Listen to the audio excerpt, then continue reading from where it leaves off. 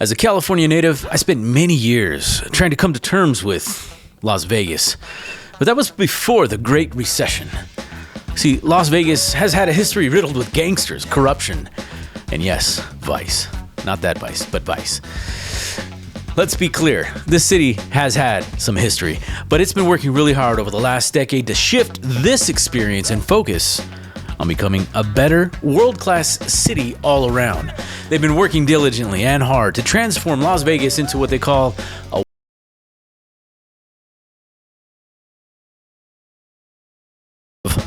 why not Vegas?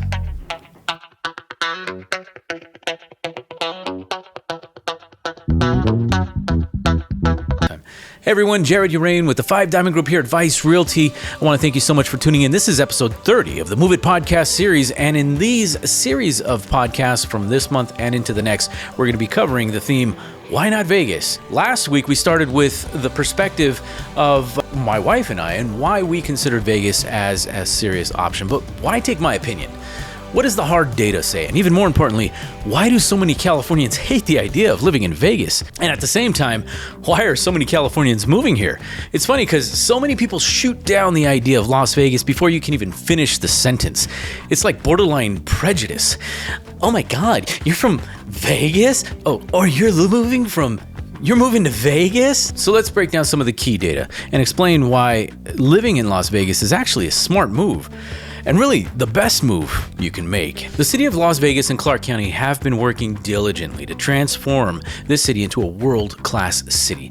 And many people are starting to barely realize how cool this city truly is.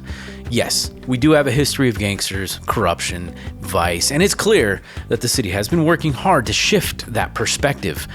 But and one of the ways it's been doing that is realizing that it just can't rely on gambling as its main source of income. Economically, we've got to become diverse. That includes expanding tourism, expanding conventions, and even businesses. Beyond gambling, industries like digital technology, healthcare, shopping malls, theme parks, things that are more appealing to visitors and residents are the things that they've been focusing on. For example, the Las Vegas Convention and Visitors Authority launched a number of initiatives to attract new businesses and conventions to the city. And in 2022, Las Vegas hosted a record of 42 million visitors. That's slightly down from the peak just before the pandemic. LVCA projects that this number will continue to grow over the coming years. The city has also invested in its infrastructure, cultural amenities. For example, Allegiant Stadium, home of the Raiders. This is one of the most technologically advanced stadiums in the world. Smith Center for the Performing Arts hosts the Broadway series of shows and cultural events. So let's explore a little more about some of this diversification of the economy that Las Vegas has been building over the last 10 years. Specifically, we are no longer reliant on gambling as its main source of income. One of those ways is through technology. Las Vegas has become a major hub for technology companies, with many large companies opening offices in the city. This has certainly helped diversify its local economy and, of course, create new jobs. Who are some of the tech companies that decided to make Las Vegas home? Well, I don't know, things like Amazon, Google, Microsoft, and maybe a company you haven't heard of, Switch. Now, this is a global technology infrastructure ecosystem that designs, constructs, and operates the world's most advanced data centers. Yes, you heard that right. They provide critical infrastructure that powers our digital world. And where's their headquarters? Yeah, right here in Las Vegas, Nevada. Did I say critical infrastructure? Yes, I did, because the company's data centers are home to servers and storages that support some of the world's largest and most popular websites. Did I mention Google, Amazon, and Microsoft? Yeah. How about all the banking systems and the casinos? Maybe the military? Who knows? They've got full control over some of that data as well as some of their switches, how it goes in and out. Why? Well, they are certainly an economic driver in the Las Vegas economy. They employ over 1,000 people in the city and investing billions of dollars in the data centers. They are also a major contributor to the state's tax base, with some of these employees being military-trained physical security, 24/7, 365. Obviously, they want to have this place in a safe location. Who wants to mess with your data, right? But they also located here because of the low incidence of natural disasters. Did I mention high level of security? Think about it. Casinos, military bases, Wild West cowboys. How about all the patriots? It's an open carry state. We've got so much security. Nobody wants to mess with Vegas. In addition to its economic contribution, Switch is also a leader in sustainability. Their data centers are among the most energy efficient in the world. They are committed to using renewable energy sources to make sure that's the power source for its operations. Number 2, healthcare. Las Vegas is also a major center for healthcare.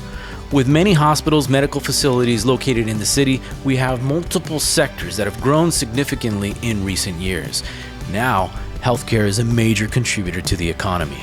Some of these hospitals include the University Medical Center, UMC, Sunrise Hospital, as well as other districts and segmented industries like kidney care, brain cancer, and so many other factors that are contributing to the healthcare industry. The healthcare industry has grown significantly and over the last decade. This is really due to a number of factors. This includes aging population, increasing chronic diseases, the expansion of health insurance coverage. So many folks are moving to Las Vegas because of our awesome weather. The East Coast and the barometric pressure put some pressure on people's lifestyle. It's a lot easier here, and some of these folks need the support to be able to live here in the city. All of this growth in the healthcare industry has certainly created new jobs, as well as new economic opportunities in the region. Some of these facilities include new hospitals, clinics, other medical facilities in the area, as well as improved access to healthcare, all contributing to our economy. So here are some specific examples of how the healthcare industry has diversified the Las Vegas economy here in Nevada. How it has diversified the economy here in Las Vegas. University of Nevada School of Medicine has expanded its program to students and faculty in the region. The Cleveland Clinic Lou Ruvo Center for Brain Health opened in 2010. This provides advanced care for patients with neurological disorders, and they do research on brain diseases. The Nevada Cancer Institute opened in 2014, providing comprehensive cancer care and clinical trials. The Sunrise Children's Hospital opened in 2019, providing specialized care for children with a variety of medical conditions. So many advantages that healthcare has brought to Las Vegas. It certainly is one of the go-to places for healthcare in the Southwest. Finally, tourism.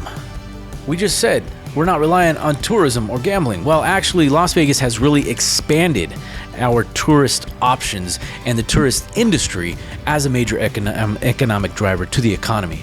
They've worked hard to create new attractions, new businesses, including new convention options. Some of these have been opened recently, and they include the Allegiant Stadium, the T-Mobile Arena, the MGM Sphere, all of the downtown expansion that's happened over the last few years. And did I mention the convention center? How big has that thing gone, especially with the Tesla Loop?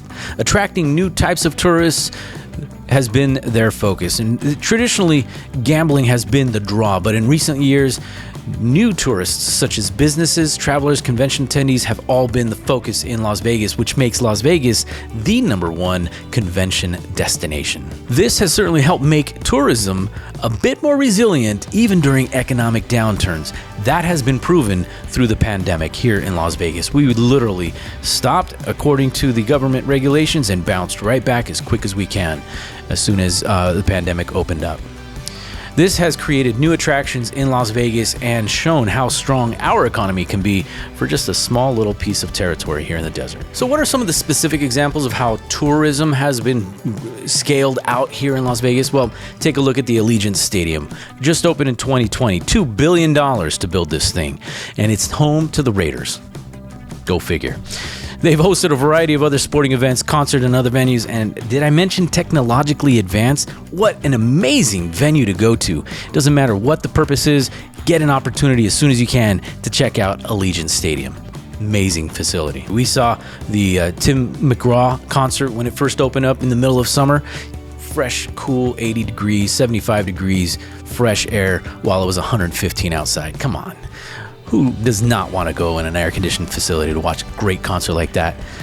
T-Mobile Arena, that opened in 2016, now home to the Vegas world champion Golden Knights NHL team. They have hosted a variety of other events, especially concerts. The Resorts World, $4.3 billion resort that includes casino, hotel, retail, entertainment. All of this being as a part of the scaling of tourism that's drawing new people. The LVCA has launched campaigns over the last few years to make sure that we're not just focused on gambling, we're including travelers, families, conventions, and the international community. These are just some of the ways why Las Vegas is one of the premier destinations, not just to visit, but to live. Our economy is not focused just on its history. We are making changes that are going to last for the future. So in the next couple of episodes, we're going to cover things like, what are we going to cover?